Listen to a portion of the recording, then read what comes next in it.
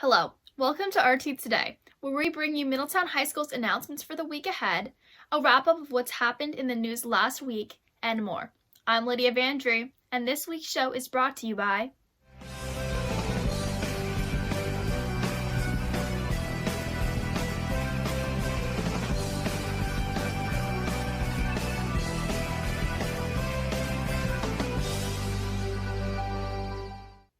Let's go to Rihanna Kincaid with a look back at This Week in History.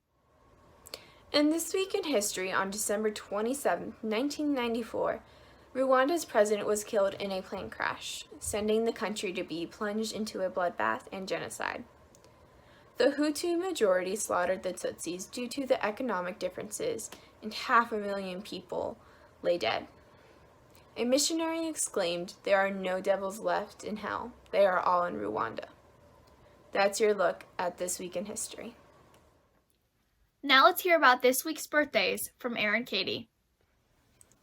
Happy birthday this week to Caitlin Barrett, Sydney Hector, Michael Liebendorfer, Emily Smolt, Milo Evans, Nathan Futrell, Bailey Hardison, Sydney Jankowski, Jack Schneider, Benjamin Thomas, Kayla Hodor, Nate Reichenbog, Carlos Rivera, Thomas Sova, Jaden Ellett, Kyle Fromm, Lily Grace, Ashley Naborchek, Natalie Penrod, Reese Satterfield, Destiny Malott, Jacob Nerona, Christian Diaz, Luke James, Olivia Vandemark, Allison Beck, Tyler Daly, Sophie Kearns, Lizelle Tomlin, and Riley Webb. Now let's go back to Lydia with this week's announcements. The Middletown High School Drama Department invites you to stream its 2020 virtual production of the murder mystery Clue High School Edition, based on the popular comic film. The performance is available from Friday, December 25th through Sunday, December 27th, from the Broadway On Demand streaming service for $23.95 per household. The link is tiny.cc/MHSClue. The production stars Rebecca Carroll as Miss Peacock, Nick Coleman as Professor Plum, Kate Gaynor as Miss White, Keller Knight as Wadsworth the Butler, Maria Coleus as Miss Scarlet, PJ Leonard as Colonel Mustard, Dylan Spears as Mr. Green, and Miranda Troutman as Yvette the Maid. Details are also posted on the MHS Drama webpage. Students, registration for next year's courses starts in January. More information and directions to register will be made available on January 8th. The NCI US AMRIS Science Internship application process has been extended. Online applications will be accepted until January 10th. However, please realize that teacher recommendations are also due that date. So in order for teachers to upload recommendations, you should complete your application as soon as possible, but no later than January 4th, 2021. Applications can be accessed online through the MHS website. Please contact Ms. Gibson at elisa.gibson@fcps.org for more information. The MHS Key Club sponsored a food collection to support the Weekend Backpack Food Program in Frederick. The club was able to collect a total of 2,462 items. The items were dropped off at a drive-thru in front of MHS on Saturday, December 12th. Now what's been happening in the rest of the world. All eyes are on two Georgia Senate races, as key members of both parties have headed down to the Peach State to stump for candidates on the ground. Vice President Pence and Donald Trump Jr. have campaigned on behalf of Republican incumbents Kelly Loeffler and David Perdue, while President-elect Joe Biden and Andrew Yang have been stumping for Democrat challengers Jon Ossoff and Raphael Warnock. Along with these big names, large donations have flooded to the candidates in an attempt to control the future of the U.S. Senate. Republicans only need to hold one of two seats to hold a majority of 51, which will have a major impact on future legislation pushes. The Electoral College confirmed Joe Biden to be the next president on Monday, December 14th. Electors met at many state capitals across America, and many more eyes were on these votes than ever before due to the controversy over how elections in some states were conducted. After votes were cast, electors gave Biden 306 electoral votes to Trump's 232. Recently, Thousands of doses of the Pfizer vaccine have been shipped and distributed across the United States, with some being reserved as a, quote, safety stock, unquote. As explained by Army General Gus F. Perna, the CDCP has been working in collaboration with pharmacies such as CVS and Walgreens to help distribute the vaccine, but for now, frontline workers will be the first to receive the vaccine. Up next, RT reporter CAILYN ZANYLO sits down with our RT panel to hear their thoughts about getting the new Pfizer vaccine. Hello everyone, I'm CAILYN ZANYLO and I'm the RT Media Executive Editor. I'm here today with Erin Pavey, who is the RT Magazine News Editor, Gabby Pieklo, who is the RT Magazine Producer, and Jack Schmiel, who is the RT Today Sports Editor. Today we'll be talking about when the vaccine comes out, whether or not we're going to get it, and for multiple reasons, and talk about what all those are. So why don't we start off with Gabby? For me, it depends on how much we know about the immunity you have or how long it lasts, because I did have it in October. I did have COVID and it was not fun. I don't want to get it again. So unless my immune system is like super strong now and can fight off COVID all the time and prevent it, then I will get the vaccine if that does not happen. So I just don't want to get it. I don't want to spread it to other people. That's what I'm thinking. I think that I'm gonna get the vaccine no matter what. I just think it's better to be safe than sorry. I mean, I'm not too concerned about myself getting it. I mean, obviously it wouldn't be fun and like not pleasant, but I'm just more concerned about the safety of others, like higher risk people, and I think it's just kind of like my duty to try to protect those people the best I can.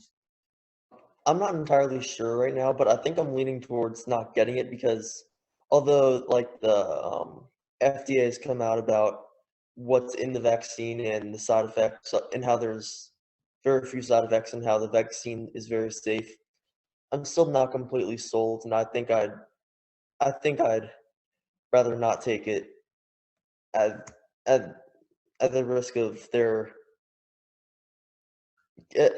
it causing an allergic reaction for me or something, or me getting COVID. And I think I don't really do much anyway, so I don't think I'd put people at risk, and I already know that if I do have it, I'm not really going to give it to anyone else because I isolate myself most of the time. How do you all feel about the way that they're dispersing the vaccine right now with first responders and working professionals, and then finally the people living in nursing homes and our age group? I think that's a good order because you do need to make sure all the people who come in the most contact with other people, make sure that they're safe and they're not spreading it around, because that will cause another spike in the cases and probably another spike in the death rates. Yeah, I agree. I think that this order is good. Like, though I would like to get it as soon as possible, I'm not the person who sees all of the sick patients. I think that essential workers should get it first because they come in contact with the most people, and if we can cut down on their numbers, then numbers as a whole will go down a lot faster. If the vaccine is beneficial for whoever takes it, then I do agree with the people who are at the highest risk of contracting COVID, that they should be the top priority in terms of who gets the vaccine, since they'll benefit the most compared to people like us who would really be fine if we were to contract COVID. Is anybody worried about like side effects from the vaccine? I mean, I know the FDA has come out and said these are the possible side effects, but like Abby said, how long does it last? What does it do to your body? Are you worried about certain side effects based on like different things you've experienced? Personally, I'm not worried too much about side effects. Plus, since we're in the group that would be getting it later than other people like the first responders, they would know more about side effects and how common they are, and how it compares to different people with different health. Yeah, I'm not too worried about side effects because I think it would be better to like get a headache than get COVID that could spread to a ton of people and possibly kill them. So, Like what Gabby said, I think that if we were to take it, then we would, since we'd get it later than, say, first responders would, we'd know about it. But if I were to take it first, I would be like really concerned about the possibility of getting an allergic reaction, which could be just as harmful to me as contracted COVID would, although that wouldn't really put the people around me at risk. However, I also think that there could be the possibility that I contract COVID from taking the vaccine, which is why I'm reluctant about taking it. All right, thank you all so much for coming and taking the time to talk to me about this. I hope you all have a great day.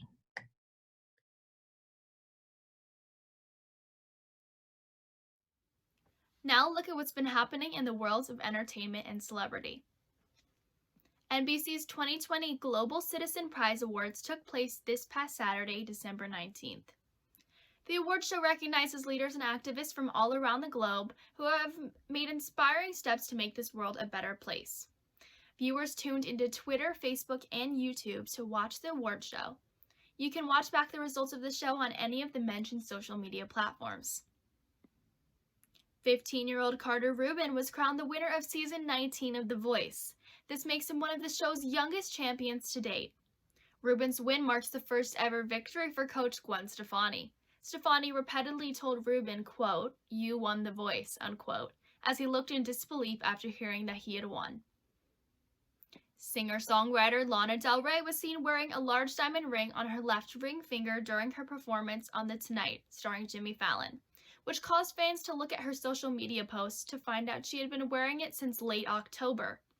Later, fans found out she had recently been engaged to Clayton Johnson, whom she met on a dating app. Now look into what's been happening on and off the field in the world of sports. University of Florida basketball player Keontae Johnson collapsed during a game on December 12th against Florida State. Johnson, 21 years old, was flown to a hospital and spent 3 days in a medically induced coma until he woke up after getting assessed as being in critical condition. Johnson is now breathing on his own and talking to his teammates over FaceTime. Johnson had COVID over the summer, but it is unclear whether that is related to his current incident. Two-time NBA MVP winner Giannis Antetokounmpo recently signed a 5-year, $228 million contract extension to stay with the Milwaukee Bucks. Antetokounmpo was a highly touted target for NBA teams in the 2021 free agency class, but he will now remain a Buck. Antetokounmpo took to social media to say, quote, "This is my home, this is my city. I'm blessed to be able to be part of the Milwaukee Bucks for the next 5 years. Let's make these years count. The show goes on, let's get it," unquote. Cleveland's Major League Baseball franchise is expected to change its name. An official nickname is set to debut in 2022. The team's decision to drop its controversial nickname sparked from Washington's NFL franchise dropping and changing their name, going from the Washington Redskins to the Washington Football Team, and now 5 months later, the Cleveland Indians are doing the same. Finally, MHS Principal Bernie Casada shares with us some words of wisdom. Hi, everyone. The season of giving is upon us. I'm usually late in buying gifts. Maybe some of you can relate to that. So when I was out this past weekend trying to get what was left on the store shelves, I was thinking that this week I would share this message from Project Wisdom. And that is, it's important to remember that the best gifts in life cost nothing, and are invisible to the eye. Now that sounds like something someone would tell you if they forgot to get you a gift. But it's true. Listen to the words of the former British Prime Minister Arthur James Balfour. He said, "The best thing to give your enemy is forgiveness. To a friend, your heart. To a child, a good example. To a father, honor. To your mother, conduct that will make her proud of you. To yourself, respect. And to all people, charity."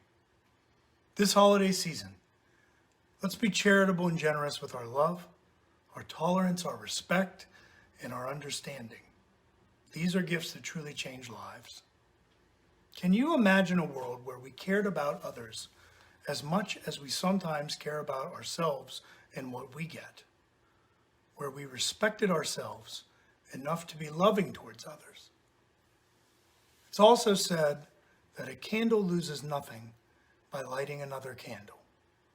Most of the time, doing these things that the Prime Minister described costs nothing other than the courage it takes to do so. And believe me, it does take courage. When you keep that in mind, together, we can work to usher in a better world for not only the people we know and we love, but for all humankind. We would actually have peace on earth with goodwill towards all men and women. I wish all of you and your families a very happy holiday season. Thank you to Mr. Katie's class for letting me film these messages. And thank you all for letting me be your principal. It's a tremendous gift and it means the world to me. I am looking forward to seeing all of you in the new year. Happy holidays, everyone.